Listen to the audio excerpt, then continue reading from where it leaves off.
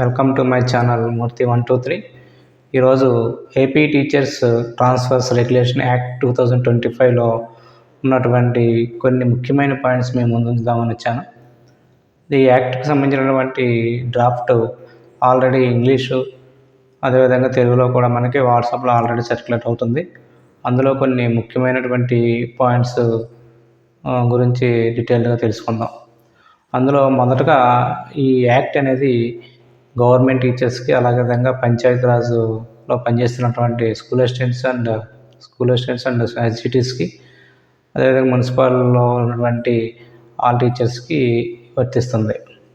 అదేవిధంగా ఇది government school అలాగే జెడ్పీపీ ఎంపీపీలో పనిచేస్తున్న టీచర్స్కి అదేవిధంగా మున్సిపాలిటీలో ఉన్నటువంటి ఆల్ మేనేజ్మెంట్స్కి కూడా ఇక్కడ పాత జిల్లాల వారీగా అంటే పాత జిల్లాలను బేస్ చేసుకుని మనకి ట్రాన్స్ఫర్స్ అనేవి జరుగుతాయి.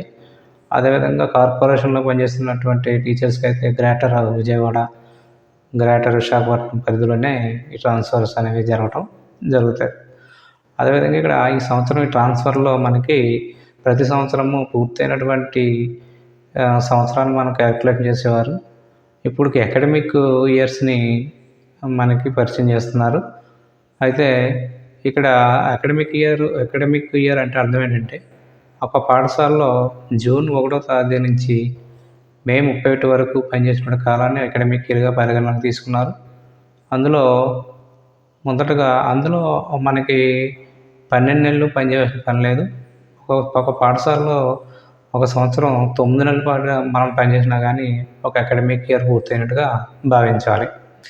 అదేవిధంగా ఈ సంవత్సరం డ్రాయింగ్, క్రాఫ్ట్, వొకేషనల్ సంబంధించినటువంటి టీచర్స్ సంబంధించినటువంటి కౌన్సిలింగ్ తప్ప మిగతా వాళ్ళందరికీ కూడా ఆన్లైన్లోనే కౌన్సిలింగ్ జరుగుతుంది. డ్రాయింగ్ అలాగే క్రాఫ్ట్ వారికి మాత్రం ఆఫ్లైన్లోనే జరుగుతుంది.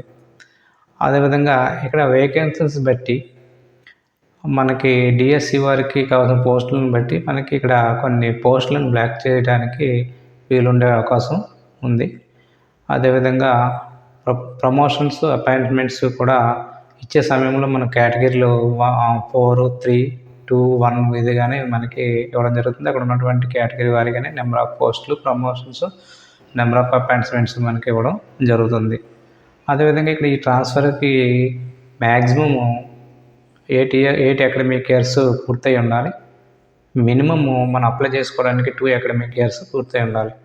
హెచ్ఎమ్స్కి అయితే maximum 5 academic years, all other టీచర్స్కి 8 అకాడమిక్ ఇయర్స్ పూర్తయి ఉండాలి.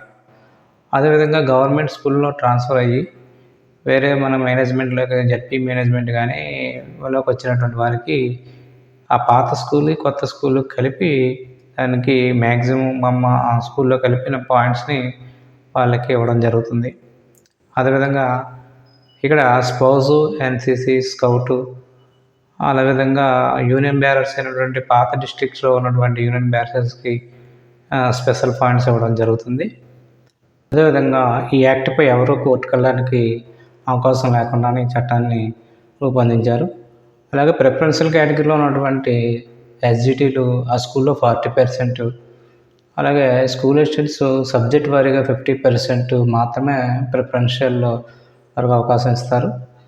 అదేవిధంగా సింగిల్ సబ్జెక్ట్ టీచర్స్ ఉన్నటువంటి హై స్కూల్స్లో ఖాళీల్లో ఉన్నటువంటి ఆ ప్రిఫరెన్షియల్ కేటగిరీ వారికి అవకాశం ఇవ్వరు. అంటే సింగిల్ సబ్జెక్టు ఉన్నటువంటి ఆ సబ్జెక్టులోకి ప్రిఫరెన్షియల్ కేటగిరీ వారిని కోరుకునే అవకాశం ఇవ్వరు. అలాగే ఇక్కడ దీనికి సంబంధించినటువంటి ఈ ముసాయిదా మీద కొన్ని సలహాలు, సూచనలు కూడా మనకి అటవడం జరిగింది. దాన్ని వారు draft.aptta2025@gmail.comకి ఈ నెల 7వ తారీఖు లోపల పంపించమని కోరి ఉన్నారు. అదేవిధంగా ఈ ట్రాన్స్ఫర్ సంబంధించిన షెడ్యూల్ రకంగా ఉంది. అందులో రేషనలైజేషన్ ప్రక్రియ వచ్చి మనకి ఏప్రిల్ 24 నుంచి 28 తేదీ లోపల రేషనలైజేషన్ జరుగుతుంది. తర్వాత ఖాళీలు అంటే మనకి vacancies list April 29 vacancies list బయటకు వస్తుంది. ఆన్లైన్ అప్లికేషన్లో ఏప్రిల్ 30 నుంచి మే 3వ తారీఖు వరకు మనం కౌన్సిలింగ్ అదే ట్రాన్స్ఫర్ సంబంధించినటువంటి ఆన్లైన్ అప్లికేషన్ మనం సబ్మిట్ చేయవలసి ఉంటుంది. అదేవిధంగా ఇక ప్రమోషన్స్ వచ్చి హెచ్ఎంకి సంబంధించినటువంటి హెచ్ఎం క్వాలిఫికేషన్ ఉన్నటువంటి వారికి ఏప్రిల్ 16 నుంచి 20 వరకు జరుగును. అదేవిధంగా స్కూల్ అసిస్టెంట్స్ వారికి ప్రమోషన్స్ మే 26 నుంచి 30 వరకు జరుగుతాయి.